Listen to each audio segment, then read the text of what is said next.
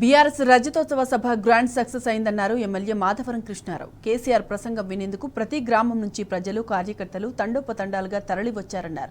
దేశ చరిత్రలోనే బీఆర్ఎస్ రజతోత్సవ సభ లాంటి మీటింగ్ ఎక్కడా జరగలేదన్నారు. కాంగ్రెస్ ప్రభుత్వానికి చిత్తశుద్ధి ఉంటే ప్రజలకు ఇచ్చిన హామీలను నెరవేర్చాలన్నారు. రాబోయే ఎన్నికల్లో కాంగ్రెస్ పార్టీని చిత్తుచిత్తుగా ఓడించేందుకు ప్రజలు సిద్ధంగా ఉన్నారన్నారు. రేవంత్ సర్కారు ఎన్ని కుట్రలు చేసినా వచ్చేది కేసీఆర్ ప్రభుత్వమేనని స్పష్టం చేశారు.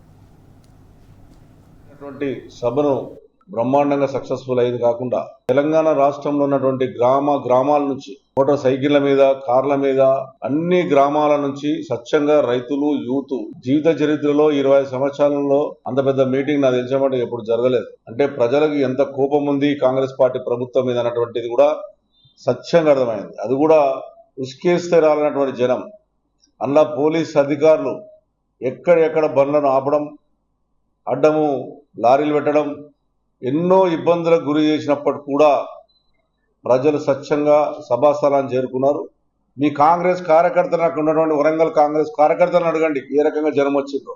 అంటే అన్ని రకాలుగా కేసీఆర్ గారు స్పష్టంగా వినాలి. మా కడుపు మండుతా ఉంది ఈ కాంగ్రెస్ పరిపాలన వల్ల.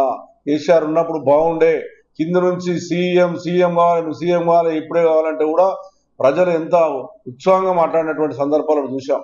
ఇంకా ప్రజలు 1.5 year లోపలనే మీలని రకంగా విమర్శించేంత పెద్ద సభను సక్సెస్ చేశారు ప్రజలు. ఆ రకంగా వచ్చిన ప్రజలను ధన్యవాదాలు చెప్పాలి. మీరు చేసిన దుర్మార్గం ఇవాళ రైతులకు మంచినీళ్ళు లేక రైతులు ఎక్కడెక్కడ చెండిపోతా ఉన్నాయి. ఈరోజు కళ్యాణ లక్ష్మికి బంగారం ఇస్తాను మోసం చేశావు, 2500 రూపాయలు ఈ రోజున మనం మహిళలకు ఇస్తాను మోసం చేసినావు. ఎన్ని రకాలుగా మోసం చేసినావు. 420 హామీలు ఇచ్చి 4 హామీలు నెరవేర్స్తామని చెప్పి ఒక్క హామీ కూడా చేయలేనటువంటి దుర్మార్గమైన పరిపాలన ఈ కాంగ్రెస్ పార్టీ పరిపాలన నడుస్తుంది. ఇంకా మీది తొందరలే ఉంది.